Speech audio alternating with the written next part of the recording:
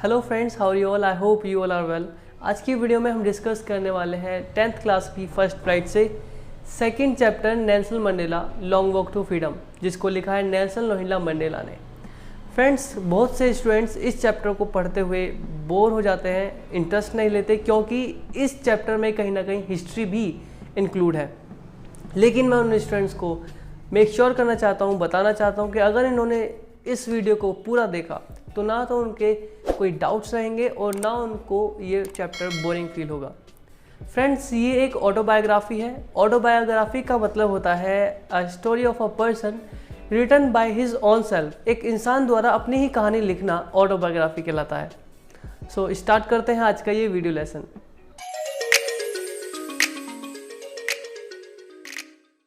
Hello friends, welcome to English class. I am Shubham. Chapter की starting करने से पहले हम जान लेते हैं कुछ बेसिक पॉइंट्स।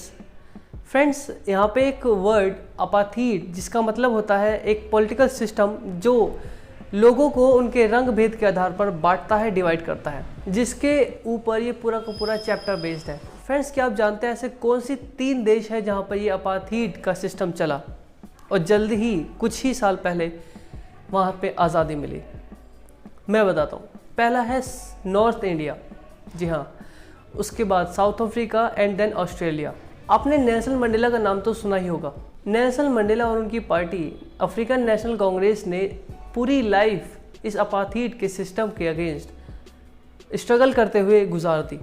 खुद नेल्सन मंडेला ने 30 साल अपनी इस लाइफ के जेल में बिताए और फाइनली 1994 में फर्स्ट डेमोक्रेटिक इलेक्शन हुए, जिसमें मंडेला पहले ब्लैक प्रेसिडेंट बने। फिर अपनी autobiography long walk to freedom में वो एक ओकेजन की बात करते हैं।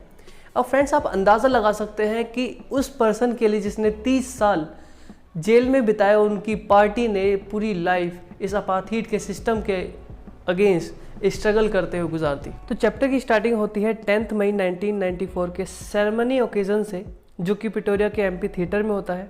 जानने की बात यह है कि ये जो एम्पी थिएटर है ये सैंडस्टोन का बना हुआ है, यानी बलुआ पत्थर का बना हुआ है। हमारे इंडिया में संसद भवन, राष्ट्रपति भवन और नई दिल्ली में भारत का सर्वोच्च न्यायालय, चेन्नई में मद्रास उच्च न्यायालय, भारत की सार्वजनिक बिल्डिंगों के कुछ ऐसे उदाहरण हैं जो बलुआ पत्थर से बने हुए हैं, यानी सैंडस्टोन से बने हुए हैं।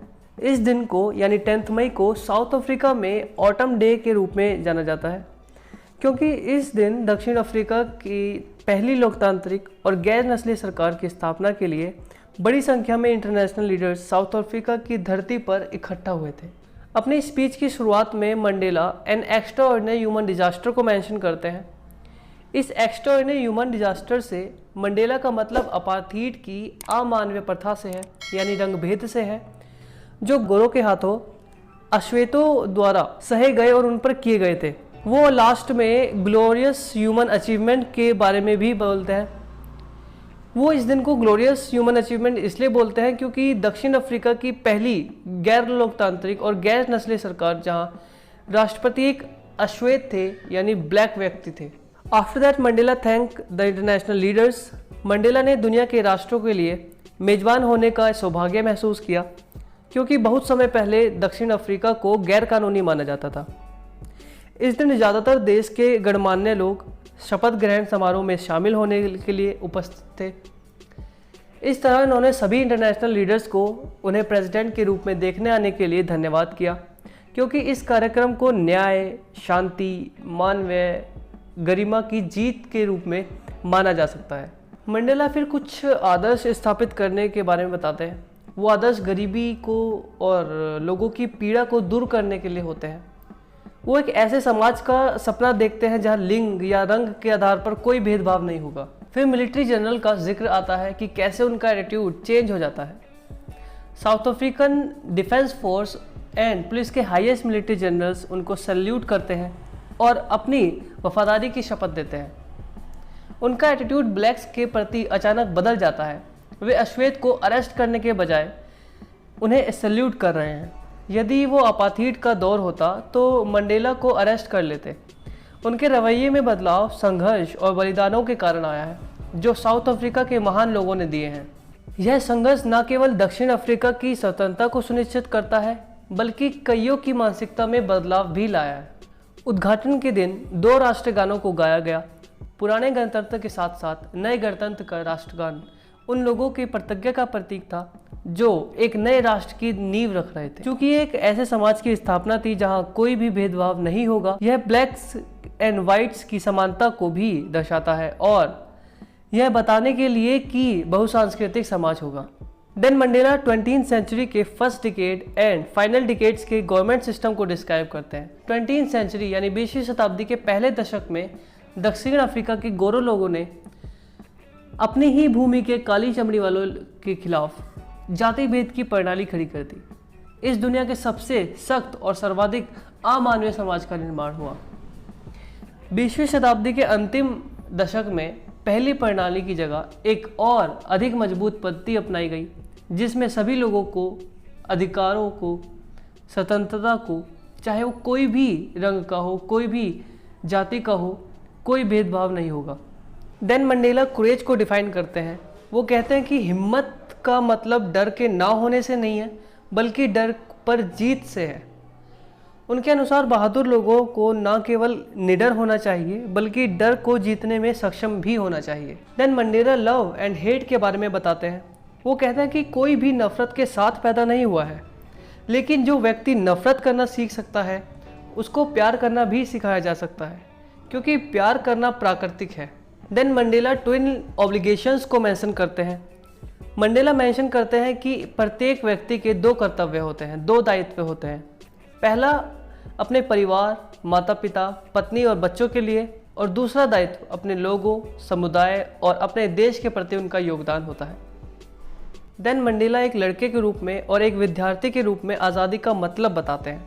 वो क्षणिक स्वतंत्रता यानी ट्रांजिटरी फ्रीडम की तुलना आधारभूत और सम्मानजनक स्वतंत्रता से यानी बेसिक एंड ऑनरेबल फ्रीडम से करते हैं। किसी भी अन्य बच्चे की तरह मंडेला के लिए एक स्वतंत्रता का मतलब आनंदमय जीवन का आनंद उठाना है। वो कहते हैं कि बड़े लोगों की नज़र में बचपन के अधिकतर गतिविधियां समय की बर्बादी होती है। बड़े होने के नाते आप अपने आराम क्षेत्र से यानी कंफर्ट जोन से बाहर आकर आजीविका कमाने के लिए घर से बाहर निकलना ही होगा। यह केवल तब है जब आपको परिवार और समाज में सम्मानजनक अस्तित्व मिले। अंत में मंडेला कहते हैं कि ऑप्रेसर यानी उत्पीड़क यानी अत्याचारी स्वतंत्र नहीं लगता, क्योंकि उनके हिसाब से ऑप्रेसर नफरत का कैदी है जो पक्षपात और संकीर्णता की सलाखों के पीछे बंद है। फ्रेंड्स, चैप्टर को एक समरी के साथ कंप्लीट करते हैं। 10 मई का दिन था दक्षिण अफ्रीका के लिए स्वतंत्रता दिवस और अंतर्राष्ट्रीय नेताओं और गणमान्य व्यक्तियों की एक विशाल सभा हुई।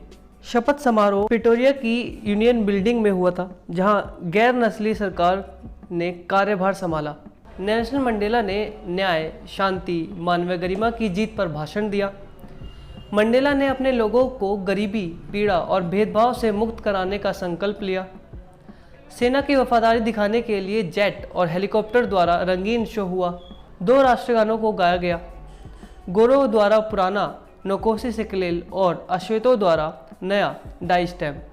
एक नई प्रणाली जिसमें सभी लोगों के अधिकारों को और स्वतंत्रता को मान्यता दी गई। मंडेला ने याद किया उन लोगों को जिन्होंने अपने जीवन का बलिदान स्वतंत्रता के लिए निछावर कर दिया। कुछ महान स्वतंत्रता सेनानियों को सलाम, जो कि ओलिवर टैम्बो, वाल्टर सिसलू, प्रमुख लुथुली, यूसुफ दादू और अन्य कई फ्रीडम फाइटर्स थे। मंडेला ने भाषण में कहा कि एक देश अपने लोगों की वजह से समृद्ध होता है, खनिजों से नहीं। साहस भय की अनुपस्थिति नहीं है बल्कि उस पर विजय है। लोगों को दूसरों से प्यार करना चाहिए और रंग या धर्म के कारण उनसे नफरत नहीं करनी चाहिए। प्रेम स्वाभाविक रूप से आता है, बल से नहीं, जो स्वाभाविक अच्छाई है।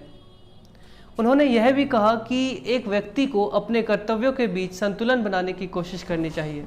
अपने परिवार और देश के लिए कर्तव्यनिष्ठ होना चाहिए। एक अश्वेत व्यक्ति के साथ बुरा व्यवहार किया गया और उसे अपने कर्तव्यों को निभाने के लिए अनुमति नहीं दी गई। मंडेला के अनुसार स्वतंत्रता के कई पहलू हैं, जैसे एक बच्चे के लिए दौड़ना और खेलना, वयस्क के लिए यह अपने और परिवार की आवश्यकताओं को पूरा करता है। वास्तविक स्वतंत्रता का अर्थ सभी के लिए समान अधिकार है। Nelson Mandela African national Congress में शामिल हो गए उन्होंने लोगों को सम्मान और मर्यादा के साथ जीने की इच्छा जताई। वह चाहते थे कि अत्याचार करने वाला और अत्याचार सहने वाला दोनों ही आज़ाद हों। सो आई होप गाइज कि आपको ये चैप्टर पसंद आया हो, and thanks for watching the video. अगर आपको वीडियो पसंद आया हो तो लाइक कीजिए, शेयर कीजिए अपने फ्रेंड्स के साथ, बताइए अपने वैल्यूएबल कमेंट्स। अगर आपने हमारे चैनल सब्सक्राइब नहीं किया तो कर लीजिए और साथ ही साथ दबा दीजिए उस नोटिफिकेशन बेल आइकन को भी, ताकि आपको हमारी आने वाली वीडियोस की नोटिफिकेशन सबसे पहले मिले, जो कि होती है ट्यूसडे, थर्सडे एंड सैटरडे को। मिलते हैं नेक्स्ट वीडियो में, तब तक के लिए bye bye, have a nice day.